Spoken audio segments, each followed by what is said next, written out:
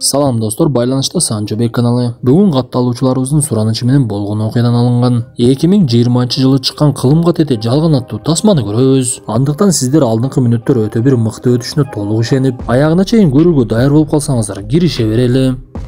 Мамуш, он ограбил банк.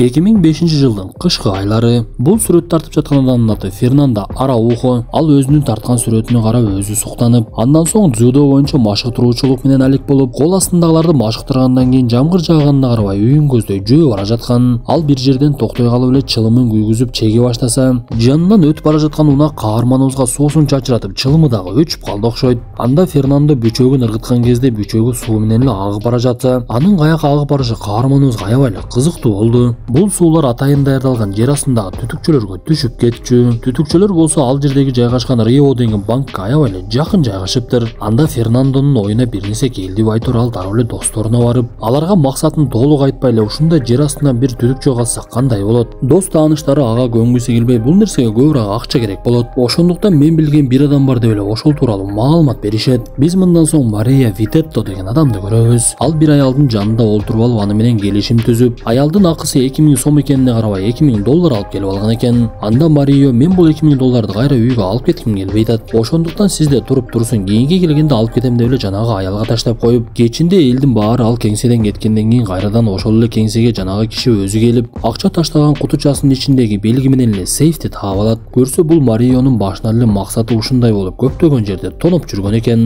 Ал өзүнүн акчасын алганча сейфтеги башка дагы акчаларды алып алып ал жерден чыгып үйүн көздөп жөнөдү. Ал бара жатып эле артында аны бирөө аңдып жүргөнүн дароо эле байкап калды окшойт. Бул биздин каарманыбыз Фернандо болчу. Көрсө ал таанышы аркылуу жолуга турган адам ушул Марио экен эле. Анда Марио ага байкатпай келип эле терезесин талкалай чаап, сен деги ким болосуң, мени эмне эле ээрчип жүрөсүң, аңдыганыңды байкабайт деп ойлодуңбу деп эле коркутуп кирсе, Фернандо унча калбай калып кетет. Марио мындан соң үйүнө барып байланыш аппаратына келген каттарды угуп жатса, ал жерде Фернандо коңгуроо кылып жолугалы деп үн жазууларын калтырган экен. Марио ошондо гана өзүнүн катасын түшүнүп, эртеси күнү эки каарманыбыз жолугуп эле сөз баштап калышты. Анда Фернандо мага сени таанышым Док сунуштады. Өтө эле күчтүү уруулардын бири окшойсуң. Бирок менин билишимче майдараак иш менен алек болот экенсиң. Ошондуктан мен сага өтө бир чоң ишти сунуштаймын. Мени менен жүрсөң баардыгын түшүндүрүп берем деп эле аны унаасына салып алып, жанагы Рио деген банктын жанына барып, ал жердеги суу кете турган жерге чарчы метрди өлчөй турган жибин таштап, ылдый жактагы чоң түтүкчө менен суу кечип барышат дагы ошол жерден түшүндүрө баштайт. Биз азыр так эле банктын алдында турабыз. Бул жердин астынан банкка өтмөк калсабыз дагы ал жактагы акчаларды уурдап кетебиз. Биз турган түтүкчөдө суу көбөйүп, бирок күнүнө 2 маал азайып турат экен. Биз ошол маалда кирип чыгып кетишибиз керек десе, Мариого анын ою аябай эле жакты окшойт. Андан соң алар Докту дагы кошуп алып, сөздөрүн улантып үйүндө сүйлөшүп олтурган. Анда Марио ал жакта кыймылды биле турган аппараттар бар экенин билесиң да. Биз андан кантип өтөбүз десе, Фернандо мен дагы ошондой аппарат сатып алдым. Бул негизинен кыймылга эмес, абанын өзгөрүшүнөн иштейт экен. Ошондуктан биз денебиздин ысыгын билдирбешибиз керек деп эле чоң бир кийимди кийип чыгат. Бирок мен акча сакталган жерди толук изилдей элекмин. Ошондуктан бир аз убакыт керек деп эле Фернандо изилдөөсүн уланта баштайт. Досу Себастьянды алып алып экөө банктын ичине кирип, каарманыбыз фотоаппаратын алып алып банктын түзүлүшүн сүрөткө тартып жаткан. Бир кезде эле Фернандону банктын күзөтчүлөрү кармап кетишет. Көрсө анын фотоаппарат менен жүргөнүн байкап калышып, текшерип киришсе, Фернандо сүрөттөр тартылган флешканы колуна алып суудан курук чыгып кетти окшойт. Түн бир убакта Докту ал жака шайтан араба менен жөнөтүшүп, суу аккан түтүкчөдөн банкка чейин канча метр экенин аралыгын билип алышат дагы. Жер астындагы түтүкчөдөн алар кире турган жерге чейин өтмөктү канча метр казышты эсептеп чыгарып алышат. Фернандо Мариого бизге керектүү нерселерди сенин акчаңа алабыз. Арабыздан эң эле байыбыз сен экенсиң. Биз кылган ишибиз үчүн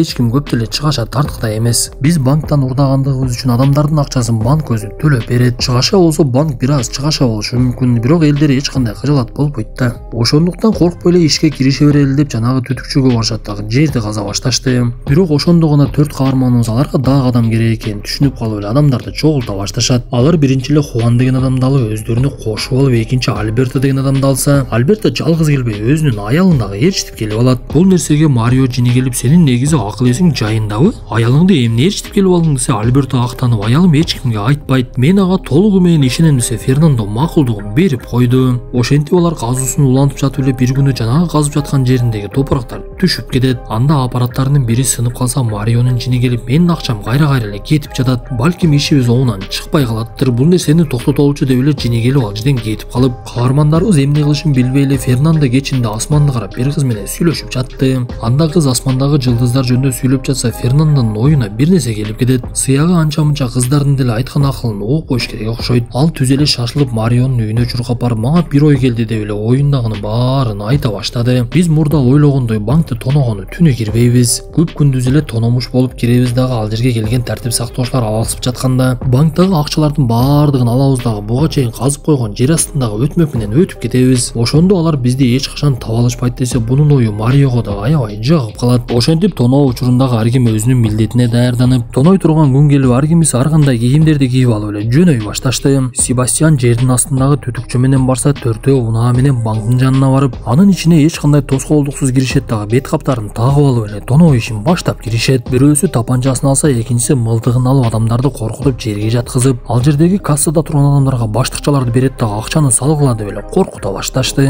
Арадан бир канча мүнөттөр өтпөй эле ал жерге тартип сактоочулар дагы жетип келип калат. Анда сүйлөшүлгөн боюнча бир адамга тапанча такап алып, аны эшикке алып чыгышып, кайрадан алып киришип, андан соң бир кызга тапанча такап эле ал жердеги тартип сактоочулардын баардыгын багындырып алышат. Анан да күзөтчүлөрдүн бирөөсүнүн уюлдук аппаратын алып аны эшикке чыгарууну чечишип, тартип сактоочуларга айтып кой, сенин уюлдук аппаратың коңгуроо кылышсын деп эле аны бошотуп жиберишти. Андан соң каармандарыбыз банктын ичиндеги баардык видео байкоолорду сындырып салышып, жер астындагы өтмөк менен келген Себастьянды Дуалды талкалап эле ал жерден алып кирип келишет. Алар ишинин кийинки бөлүгүнө өтүп, атайын даярдалган куралы менен эле жанагы кичинекей кутучаларды ача башташты. Көрсө каармандарыбыз буга чейин кутучаларды кантип ачабыз деп көп ойлонушуп, Себастьян атайын бир аппарат жасап, бир кутучаны 7 секундда ача тургандай кылып даярданышыптыр. Бир кезде эле каармандарыбыздын арасынан бирөөсүнө коңгуроо келди. Бул адам биз билген Марио болчу. Көрсө ага сырттагы тартип сактоочулардын башчысы Микель Силево деген адам чалыптыр. Кызыгы Марио дагы бул ишке даярданып актёрдук курстарга барып, тартип сактоочулар коңгуроо кылганда алар менен туура сүйлөгөндө аябай эле үйрөнүптүр. Ал даярдангандай эле үндөрүн аябай күрөөз кылып, жанагы тартип сактоочу менен сүйлөшүп, банктын айылына чөрөсүнө жоокерлериңерди жакындатпагыла. Болбосо мен барымтага алынган адамдарды биринин артынан бирин өлтүрө баштаймын десе, жанагы тартип сактоочу дароо эле жоокерлерин артка кайтарды. Бул убакта эки каарманыбыз кутучалардын көпчүлүгүн ачып, анын ичинен алтын акчалар чогулуп баштаганын көрөбүз.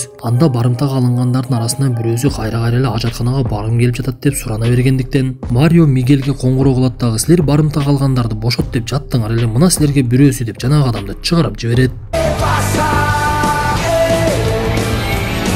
Кутучаларды ачкандар ишин токтотпой улантып жатса, барымтага алынган адамдардын арасынан бирөөсүнүн уюлдук аппаратынан коңгуроо келе баштады. Бул көрсө алардын арасында каарып калган бир кемпирдин уюлдук аппараты экен. Ал тоноочуларга бүгүн менен туулган күнүм болчу. Ошондуктан туугандарым чалып жатса керек десе, каармандарыбыз ал жерде жөн турбай, кемпирге жакшылык кылып коелу, туулган күнү бир аз көңүлдүү болсун. Ошондуктан араңарда бирөөдө шириндик болсо бергиле деп эле андан шириндик алып, кичинекей свечаны жандырып, жанагы аялдын туулган күнү менен куттуктаганга дагы жетишип калышты. Андан соң Марио ал аялга ок салынган кутучаны берип, эми сиз үйүңүзгө бара берсеңиз болот, биз сизди узатып коебуз деп ага жакшы мамиле кылып эле сыртка чыгарып жиберишет. Ошентип Мигель менен Марионун бири-бири менен сүйлөшүүсү уланып жатып, каарманыбыз тартип сактоочуга менин түрмөдөн чыкканыма аз эле убакыт болду. Мен ал жака кайрадан кайткым келбейт, ошондуктан биздин айтканыбызды кылышың керек. Бул жерге шаардын тергөөчүсүн сөзсүз алып келгениң. Мен аны менен сүйлөшкөндөн кийин балким силерге кармалып берем деп эле сөзүн бүтүрдү. Себастьян акчалар бекитилген кутучаларды ачып атып, анын аппараты ысып дагы кетет. Анда Фернандо аппаратты бир аз эс алдырып алалы деп Мариого байланышка чыгып, убакытты дагы бир аз созуп тургунун, анткени аппаратыбыз иштебей жатат деп айтса, Марио ал жерге келген тергөөчүгө ар кайсы сөздөрдү айтып эле алардын башын дагы бир жолу айландырып салды окшойт. Анан да Марио Мигелге бизге батыраак пицца алып келип бергиле, бул жердеги барымтага алынгандардын деле курсагы ачты окшойт деп буйругун берип, ошол убакта эле жанагы кутучаларды ачып жаткан аппарат такыр эле иштебей калат. Анда Фернандо көпкө ойлонуп калып, эми иштин аягына чыгаралы, ошондуктан кийинки бөлүккө өтөбүз деп эле баардыгына кабарын берип, акчаларды капка салып алып эле жер астындагы өтмөккө ыргыта башташат. Биз кайрадан эле алардын тоноого буга чейинки даярданып жаткан мезгилине күбө болобуз. Көрсө булардын колдоруна көтөргөн куралдарынын баардыгы жөн эле оюнчук экен. Анда Фернандо ал оюнчук куралдарды атайын эле жерге тизе баштайт. Анткени тартип сактоочулар куралдардын оюнчук экенине күбө болгондон кийин, эгер буларды кармап алса дагы түрмөгө отургузуу мөөнөтү азыраак болмок. Бир кезде Марио барымтага алынган адамдарды бир аз сабыр кылып тургула, Азыр тартип сактоочулар бир аздан кийин силерге Империя пиццадан пиццаларын алып келип берет. Ошондуктан кыймылдабагыла деп эле өзү дагы эшикти жабат да качып жөнөдү. Бардыгын алып түшкөндөн кийин акырында Фернандо менен Марио калып, арадан көп убакыт өтүп эч кандай кыймыл болбогондуктан барымтада жаткандар ордунан туруп эле уюлдук аппараттарын ала башташты. Анда Мигель дагы тоноочуларга коңгуроо кылсам такыр эле албай жатат. Булар менимче качып кетишти го деп эле жоокерлер менен жанагы банктын ичине кире башташып, чындап эле ичинен тоноочуларды такыр эле таба албай жатышты. Көрсө Марио менен Фернандо дагы жанагы тешиктен киргенден кийин ал жердеги жанында турган текчени тартып эле жаап коюшкан экен. Алар ылдыйга түшүп атайын эки кайык даярдап, бирөөсүнө өздөрү отурса, бирөөсүнө акчаны жүктөшүп, мурдага кирип чыгып жүргөн жака барбай эле такыр башка жака кетип калышат. Анда бир нерсени сезген Мигель дагы дароо эле алардын тешигин таап алып ошол жака кирип жөнөп,